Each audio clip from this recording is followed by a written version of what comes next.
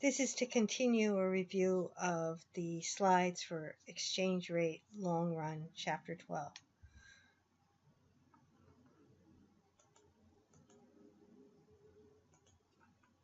We're interested in what determines exchange rates, and we're focusing on the long run. So what we're looking at are market fundamentals, economic variables, and these include productivity, inflation, consumer prices, and government policy. First, we're going to start with the idea that there's a market for the product, if you want, of foreign currency. There's a quantity and there's a price. In this case, we're looking at the British pound. We're looking at the quantity, which is in the millions of pounds, and we're looking at the US dollar price, which in this case is $1.50 per pound. Given the various prices, we have a demand curve, a range of quantities at different prices, and a supply curve, a range of quantities supplied at different prices. We're going to consider first what happens is that there's a difference in prices in the two countries. And one of the ways we see differences in prices we've already talked about, and that is when the inflation rate in two countries is different. So here we're coming to the conclusion that there's an increase in the price level in the US relative to price levels in other countries. Prices are higher for the same goods in the US. And that's going to lead to consumers, producers demanding foreign goods and more than they did before. They were satisfied with American goods. Now the price comparison drives them to demand more foreign goods. This slide from the chapter gives you a summary. It doesn't necessarily make much sense unless you read the information in chapter 12 to go along with it. The first column is, in the first row, changes that could happen. The second row is what those changes could do to the demand for U.S. goods and the demand for foreign goods. As you can see, we kind of think of these as complementary behavior.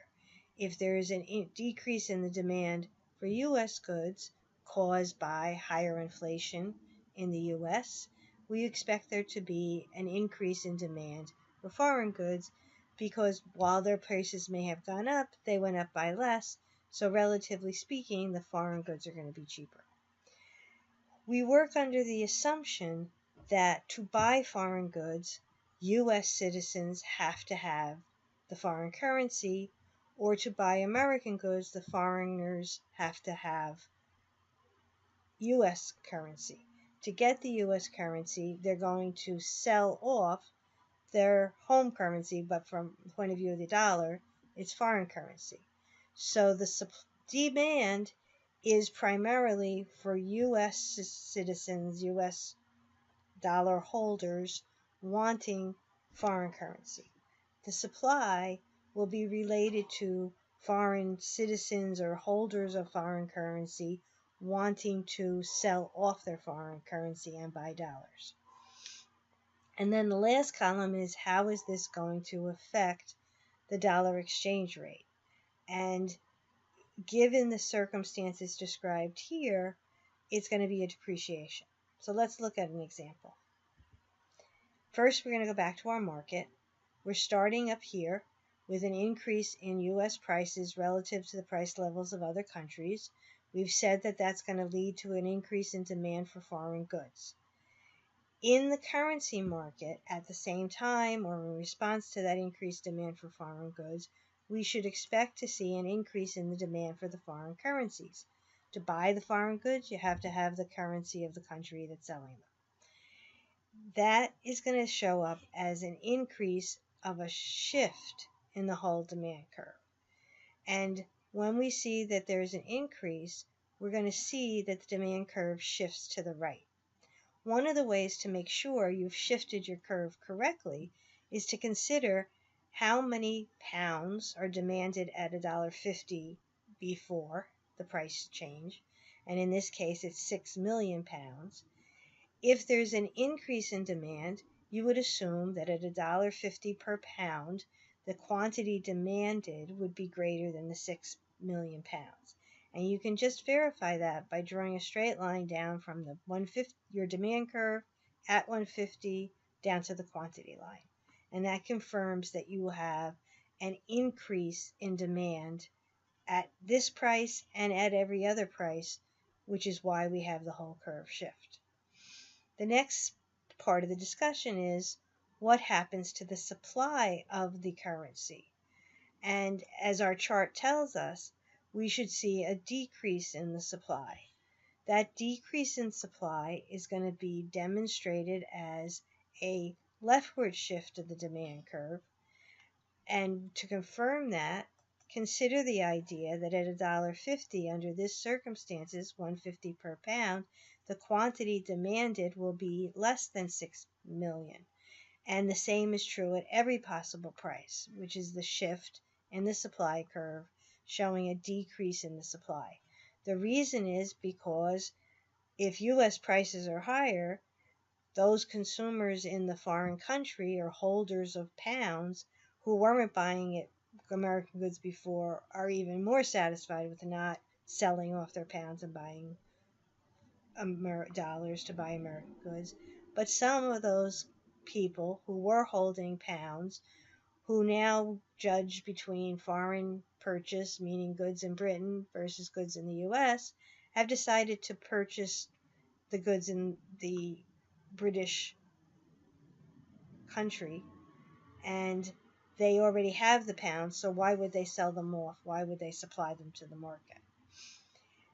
If we have this situation, we put it together and we wind up with the new equilibrium where the new supply and the demand curve intersect.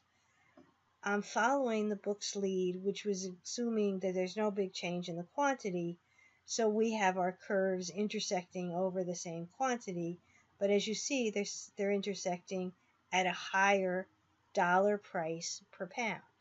It was $1.50 before, it's $1.60 now.